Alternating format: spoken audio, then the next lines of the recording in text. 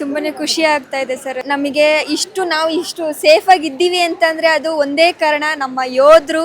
ಅವರಿಗೋಸ್ಕರ ಆಡೋಣ, ಅವರಿಗೋಸ್ಕರ ನಾನು ಈ ಒಂದು ವರ್ಲ್ಡ್ ಕಪ್ನ ಅವರಿಗೆ ಡೆಡಿಕೇಟ್ ಮಾಡ್ತೀನಿ ಸರ್. CM ಸರ್ ಸಹ ನಮಗೆ ತುಂಬಾನೇ ಒಳ್ಳೆ ಫೆಸಿಲಿಟಿ ಕೊಟ್ಟರು.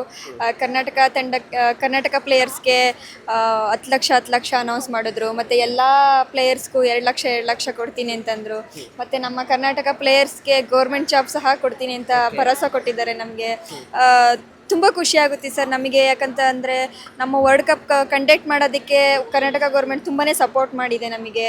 ಮತ್ತು SBI ಆಗಿರ್ಬೋದು, ಕ್ಯಾಬಿ, ಸಮರ್ಥನಮ್, ಎಕ್ಸ್ಪೆಷಲಿ ನಮಗೆ ಮಹಂತೇಶ್ ಸರ್ ಇಲ್ಲದೆ ನಾವು ಈ ಸ್ಥಾನದಲ್ಲಿ ಇರೋದಕ್ಕೆ ಸಾಧ್ಯನೇ ಆಗ್ತಾ ಇರಲಿಲ್ಲ.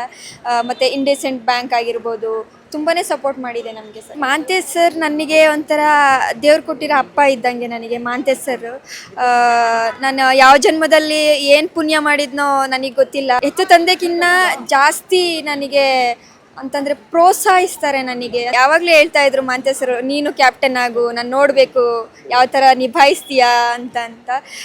ಸೊ ಅವರಿಗೊಂದು ಬೆಲೆ ಕೊಟ್ಟು ನಾನು ಕ್ಯಾಪ್ಟನ್ಸಿ ತೊಗೊಂಡೆ.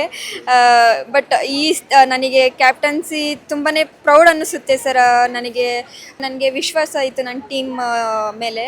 ಯಾಕಂತಂದರೆ ಎಲ್ಲರೂ ಚೆನ್ನಾಗಿ ಆಡೋ ಪ್ಲೇಯರ್ಸ್ ಇದ್ದಾರೆ.